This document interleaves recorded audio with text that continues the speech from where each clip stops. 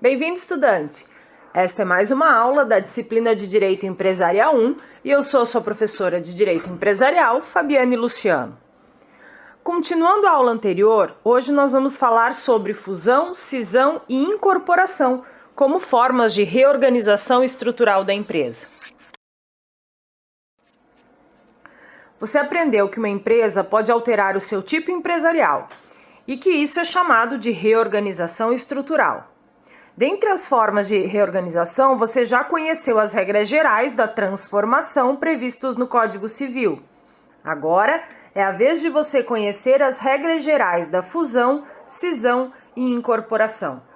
Essas três formas têm regras parecidas e estão previstas nos artigos 1116 ao 1122 do Código Civil e na Lei das Sociedades por Ações, chamada Lei das Sociedades Anônimas, nos artigos 223 ao 234. Aguenta aí, vamos começar. O conceito de fusão está no artigo 223, combinado com o artigo 228 da Lei 6.404 de 76 e no artigo 1119 do Código Civil. Se você observar, aparecem 5 características básicas da fusão. É a união de duas ou mais empresas, de tipos iguais ou diferentes, que cria uma sociedade nova, extingue as empresas fusionadas e gera a sucessão de direitos e obrigações pela empresa fusionada. Acompanhe na imagem. As empresas que dão origem à nova empresa são chamadas de fundidas. A nova empresa é chamada de fusionada.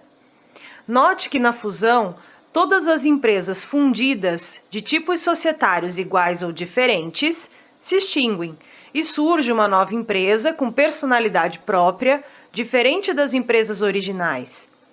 Com a fusão, todos os direitos e obrigações são repassados para a nova empresa, inclusive as questões trabalhistas, o quadro de funcionários, questões tributárias e contratos.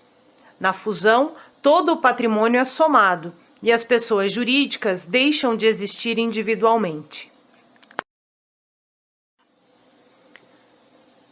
Uma ótima situação de fusão para você não esquecer mais é o que acontece no anime Dragon Ball. Existe a soma de forças com a criação de uma nova personalidade. Clique no vídeo abaixo e divirta-se.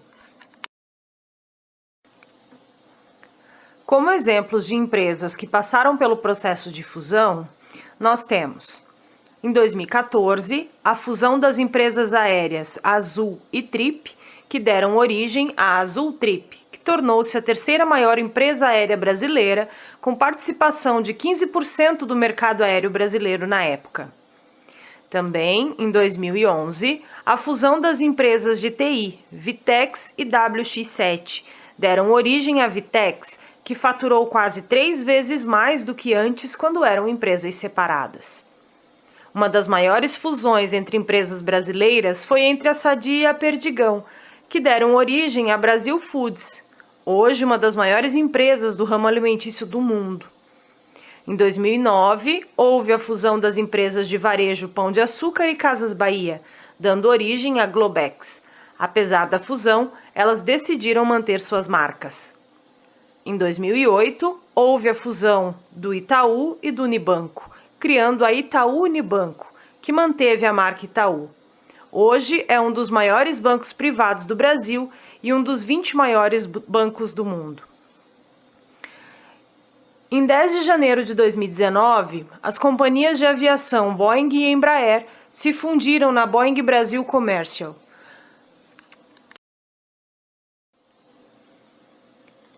O conceito de incorporação está no artigo 223, combinado com o artigo 227 da Lei 6.404 de 76 e nos artigos 1116 ao 1118 do Código Civil. Se você observar, aparecem aqui 4 características básicas da incorporação. Ela é a absorção de 2 ou mais empresas, de tipos iguais ou diferentes, com a extinção da empresa incorporada e com a sucessão de direitos e obrigações pela empresa incorporadora. Acompanhe na imagem. A empresa que absorve é chamada de incorporadora. A empresa que é absorvida e extinta é chamada de incorporada. Na incorporação, todo o patrimônio da incorporada é absorvido e ocorre a extinção da sua personalidade jurídica após a averbação no registro de empresas. Com a incorporação, todos os direitos e obrigações são absorvidos pela incorporadora, inclusive questões trabalhistas, quadro de funcionários, questões tributárias e contratos. Lembre-se que na incorporação, as empresas envolvidas podem ter tipos societários iguais ou diferentes. Uma ótima situação de incorporação, para você não esquecer mais, é o que acontece no jogo Pac-Man. Existe a absorção dos fantasminhas pelo Pac-Man. Os fantasminhas desaparecem de uma vez só, mas o Pac-Man não desaparece, ele fica mais forte. Da mesma forma, acontece na incorporação, onde a incorporadora adquire de uma vez só os bens, ativos, tecnologias e profissionais de outra empresa ou organização. Logo, a empresa incorporada é extinta e todas as obrigações trabalhistas também são transferidas. Por exemplo, todos os processos trabalhistas anteriores são herdados. Além disso, os vínculos empregatícios ficam preservados. Ou seja, além do patrimônio, a incorporadora herda obrigações e responsabilidades da incorporada. Como exemplos de empresas que passaram pelo processo de incorporação, nós temos a rede de bancos Nossa Caixa, de São Paulo, incorporada pelo Banco do Brasil. Em 2013, a JBS comprou a Seara Brasil, divisão de aves, suínos e alimentos processados, liderando na época o setor de aves e carnes bovinas no mundo. Também temos a farmacêutica AstraZeneca, que comprou a companhia americana especializada em medicamentos respiratórios Pearl Therapeutics. Para fortalecer seus negócios em computação em nuvem, a IBM adquiriu a SoftLayer Technologies, que tem cerca de 21 mil clientes em seus 13 data centers nos Estados Unidos, Europa e Ásia. A aquisição ajuda a IBM a competir mais agressivamente com a Amazon, líder no serviço de computação em nuvem para pequenas e médias empresas. Outro caso é o da drogaria Onofre, comprada pela americana CVS Caremark, um colosso com mais de 7 mil farmácias e faturamento anual superior a 120 bilhões de dólares e comprou por um valor estimado de 600 milhões de reais. A aquisição contemplou 44 farmácias da rede brasileira. Outra situação foi o do banco BTG Pactual. Comprou o Combalido Bamerindos por 418 milhões de reais. Outra situação, a Swatch comprou a americana Harry Winston, famosa por suas joias e relógios de luxo. Além do pagamento de 750 milhões de dólares, a Swatch também assumiu dívidas avaliadas em 250 milhões de dólares, elevando o valor da aquisição para 1 bilhão de dólares. O conceito de cisão está no artigo 223, combinado com o artigo 224 da Lei 6.404 de 76. Não há previsão da cisão no Código Civil. Para a cisão, aplica-se a Lei 6.404 para todos os tipos de empresas, mesmo aquelas que não são sociedade por ações. Se você observar, aparecem 5 características básicas da cisão. Empresas de tipos iguais ou diferentes, com transferência de patrimônio, podendo ocorrer a cisão parcial sem a extinção da empresa cindida, ou a cisão total com a extinção da empresa cindida e com sucessão de direitos e obrigações pela empresa adquirente. Resumidamente, a cisão é uma operação que transfere uma parte ou totalidade do patrimônio de uma empresa para outra. A empresa que sofre a cisão é chamada de cindida. A empresa que recebe o patrimônio é chamada de receptora. Existem 2 tipos de cisão, quanto às características da empresa cindida. Acompanhe na imagem. A cisão parcial, acontece quando parte do patrimônio da empresa é separado e a empresa cindida permanece funcionando normalmente com seu patrimônio reduzido, mas sem extinção de sua personalidade jurídica. A cisão total acontece quando todo o patrimônio é cindido, dividido, e a empresa cindida deixa de existir, pois tem extinção de sua personalidade jurídica.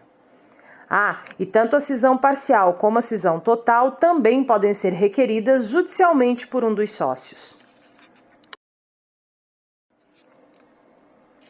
Existem dois tipos de cisão quanto ao que ocorre com o conjunto de patrimônio cindido. Isso porque no processo de cisão é preciso criar uma nova empresa para receber o patrimônio cindido ou entregar o patrimônio cindido para empresas que já existem e que vão receber seus bens, direitos e obrigações. Ou seja, deve-se ter ou constituir uma nova empresa para receber ativo e passivo cindido. Acompanhe na imagem. Pode ocorrer a cisão sem incorporação, onde o patrimônio cindido é usado para constituir uma ou mais empresas novas, e pode ocorrer a cisão com incorporação, onde o patrimônio cindido é absorvido por uma empresa que já existe. Como exemplos de empresas que passaram pelo processo de cisão, nós temos a empresa Eletropaulo, que fez cisão total, separando suas atividades e criando duas novas empresas, a AES Eletropaulo e a EMAI.